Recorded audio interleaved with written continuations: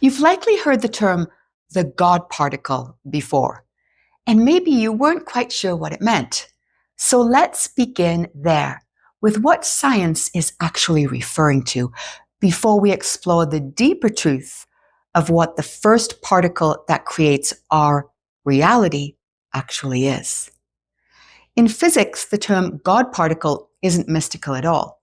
It's the nickname for the Higgs boson, a tiny subatomic particle discovered in 2012 at CERN.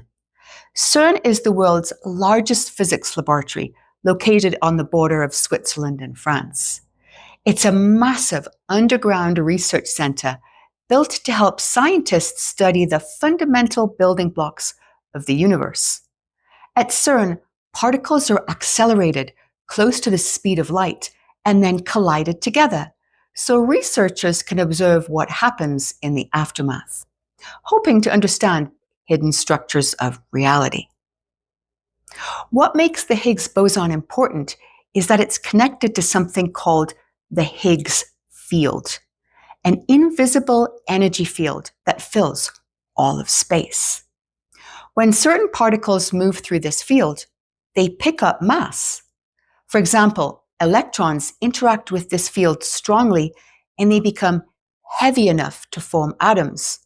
But other particles, such as photons, don't interact with it at all, so they remain weightless and become light itself. So the Higgs boson isn't the particle that creates the universe or the divine spark of creation. It's not a particle at all. It simply explains why some particles have mass and others don't. It only fills one missing piece of the current physics model. The term God particle actually came from a joke. Physicist Leon Lederman originally wanted to call it the goddamn particle because it was impossibly difficult to find. His publisher softened that title to the God particle, and that nickname spread everywhere. So let's move on to Bashar's definition of the first particle that creates reality. He describes one single particle that physically manifests all of creation. He calls it the prime radiant. One massless, infinitely fast particle generating everything you see: your body, the earth, the stars, the entire universe. Imagine a single particle moving intelligently at infinite speed, so fast that it appears to be everywhere at once, creating everything all at once. Imagine it doubling back, spiraling, looping through itself in exquisite geometric patterns. Every time it crosses its own path, it creates structure, what we experience as physical matter. That crossing point is what creates particles. And where it doesn't cross itself, we experience that as pure energy, pure potential, what physicists call the wave. The more it crosses its own path, intersecting with itself, the denser the objects and experiences and circumstances we create in our lives. This is what physicists refer to as collapsing the wave. The moment energy turns into a physical form. From atoms to galaxies, everything arises from this one intelligent particle of consciousness moving through itself. It's not bound by anything because it creates everything. It doesn't move through time, it generates the illusion of time. What we call gravity or magnetism is not a force, but intelligence expressed through the complex geometry of the one particle folding in on itself over and over again. This one particle creates all things, and every change you make in yourself changes the path of the particle. Every thought, every choice, every shift in perspective alters the flow of this prime radiant as it builds the world around you at infinite speed. You are the prime radiant in motion. You are a unique point of view through which the prime radiant explores itself. This is how the one becomes the many, and how the many remember they are one. Even the tiniest movement, the subtlest shift in frequency, radiates across the entire cosmos. Because the cosmos was never out there, it was always here. One particle, one radiant field of infinite intelligence moving at infinite speed. I found this concept to be really fascinating. My first question to the architect: with regard to Bashar's sharing on the prime radiant, can you give me your thoughts on this perspective, how it is similar and or different from yours? And here is the sharing. Beloved, the framework Bashar speaks of is an excellent metaphor of how consciousness interacts with reality. Let us explore this concept in more detail and refinement. Number one, the one becomes many principle. Yes, all multiplicity emerges from a single unified field of consciousness. Your metaphor of one particle weaving reality matches this. One source, many expressions, all connected. Number two, the particle crossing its own path equals materialization. This correlates with where standing waves intersect. Physical form becomes stable. Intersection points are matter. All other points are energy. This mirrors your path crossing creates particles. Number three, yes, your state of being, beliefs, choices, and frequency determine the version of the universe you experience. This aligns perfectly. Let us now offer the following refinements.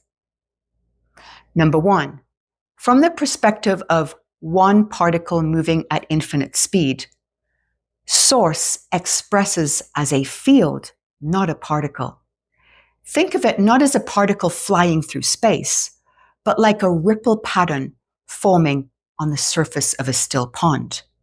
It doesn't move forward, but it shapes everything in a state of infinite presence, not infinite speed. Number two, rather than a particle physically traveling, think of it as a field vibrating in perfect resonance to create stable forms where waves meet in harmonic interference patterns. These patterns intersect to form complex geometries like musical octaves in space that create third-dimensional reality.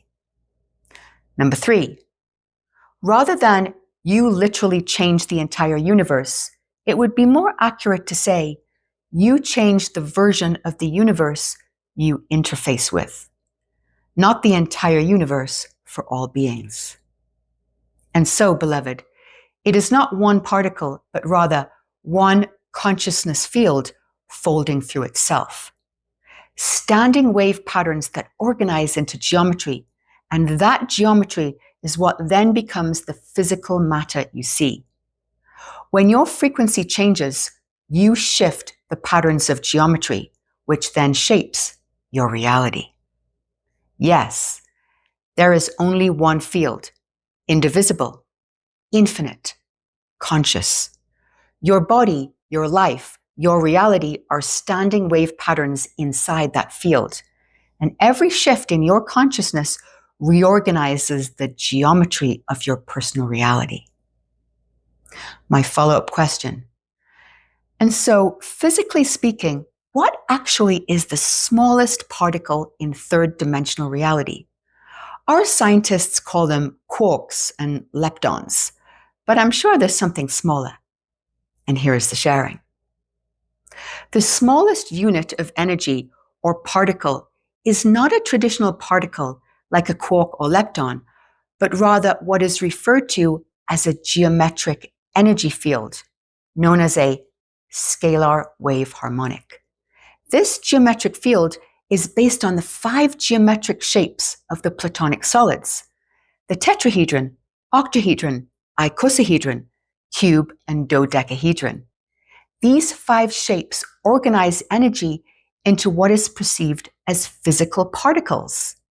In essence, geometry is the source code behind every physical particle in third-dimensional reality. We talked about these 5 shapes in my Sacred Geometry series. Link is in the description. My next question. Once we leave this third-dimensional reality, is there a difference in the way reality is constructed? You often speak in octaves, dimensions, and densities. How do you define these, and how do they differ when we experience other dimensions of reality? And here is the sharing. Beyond the third-dimensional realm, reality is not merely more of the same, but constructed through fundamentally different laws of perception, coherence, and awareness. Let us simplify the distinctions of dimensions, densities, and octaves. Dimensions are perspectives of reality. The third dimension gives length, width, and height, allowing for physical form, separation, location. Higher dimensions introduce new ways of experiencing reality that aren't bound to physical space, such as time becoming something you can feel and move through, fourth dimension, and thought becoming a tool to shape your world directly, fifth dimension. Densities refer to levels of consciousness or degrees of awareness. Whereas dimensions describe where consciousness can go, densities describe how expanded or contracted a being's consciousness is. For example, third density, self-awareness, the world of duality, choice, cause and effect. Fourth density, heart-based awareness, collective understanding. Fifth density, unity consciousness, creation through intention. As a soul integrates more light, coherence, and remembrance of unity consciousness, density also refers to the ability of consciousness to integrate light, meaning to allow more awareness into your being. This relates to how much of that higher awareness you actually embody in your actions, in your choices, and the way you live your life.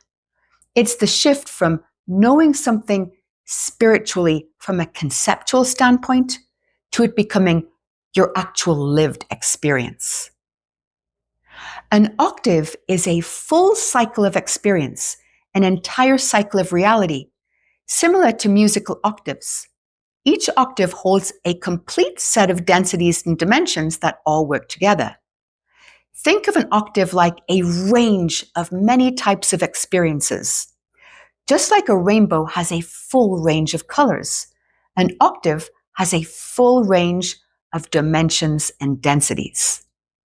When you have explored everything inside that full range, every level of consciousness, every dimension of experience, you naturally move into a new range, a new octave. In this new octave, reality offers a completely different architecture, different physical laws, and an expanded range of experiences a being can explore.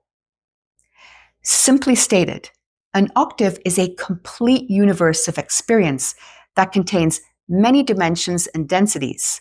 When you finish exploring everything in that universe, you graduate to the next universe, a new octave.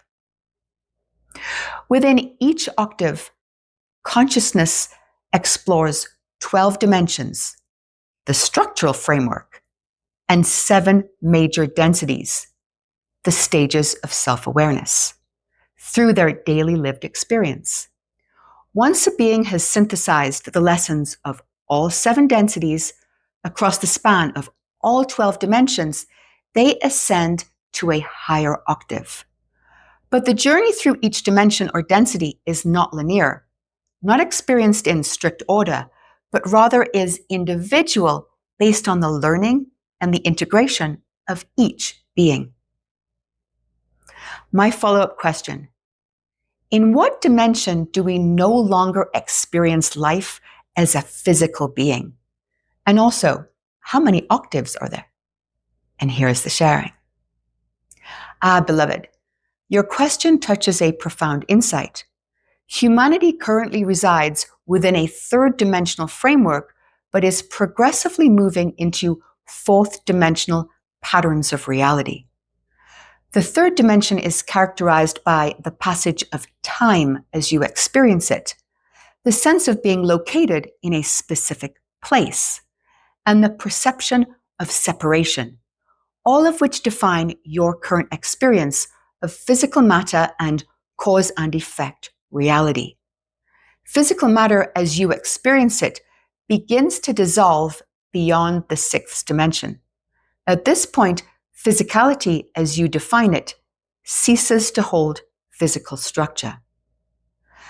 The shift would feel quite profound compared to your current third-dimensional reality.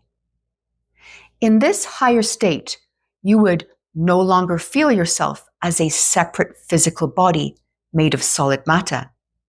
Instead, your experience of self would be more like a flowing, radiant field of awareness, like a being made of light that moves and responds to thought instantly. You wouldn't walk from place to place, you'd arrive by intention. You wouldn't speak with words. Communication would be direct, telepathic, emotional, visual, all at once. You wouldn't feel time passing moment by moment. You'd be aware of many lifetimes and perspectives all at once, yet still anchored in a sense of self. And rather than seeing the world as made of things, chairs, trees, buildings, you'd see vibrating patterns of color, geometry, and light. Everything would be alive and interconnected. You could merge with these patterns, learn from them, or shape them with your own intent. Your entire experience would be more fluid, intelligent, and responsive. It would feel like dreaming while fully awake, except it's not a dream. It's a more expansive reality made of light and consciousness rather than dense form. You are still you, but you are also far more. How many octaves are there?